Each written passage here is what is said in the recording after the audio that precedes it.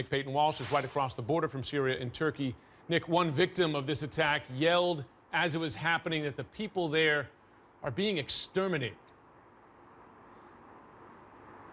And you can understand why they would feel that in Douma, which was a target of an attack that killed over 100 just 2 months ago. Today, 7:30 in the morning, busy shopping time in a market on a Friday. Missiles slammed in, 55 dead at least, 200 injured. And those injuries massively complicated because in the last 24 hours, 2 missiles landed near the hospital that services that particular area, closing it, meaning that everyone has to basically try and fend for themselves in these gruesome images you're seeing without proper medical care. In fact, some of the amateur video shows how a shell landed near an ambulance as it was trying to collect people from that very area. Absolute carnage there, contrasting, frankly, with the scenes in that 5-star Viennese hotel. No Syrian opposition or regime, frankly, people invited to that meeting to talk peace. And even if they were, frankly, the exiled Syrian opposition is distant from the fighters doing the fighting, who are frankly distant from the people being bombed in those images there.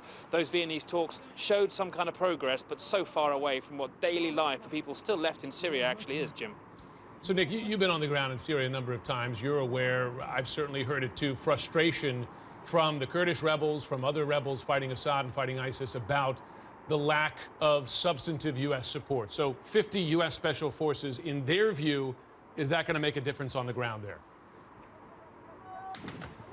Well, certainly you're right. Even Kobani, we saw Kurds there fighting with old weapons. But these new advisors aren't really going to help the Kurds. The US is pains to point out they're going to help something called the Syrian Arab Coalition. Now, these guys are by far from a major force inside Syria. They've worked alongside the Kurds, particularly in Kobani as well. They've been basically focused on trying to push down towards Raqqa, the ISIS stronghold, but that offensive is very far off. They simply don't have the numbers. They simply don't have the firepower to try and even achieve that. Presumably, these advisors, 50, albeit a small number, may try and bring weapons, air power in to assist that, maybe get some traction.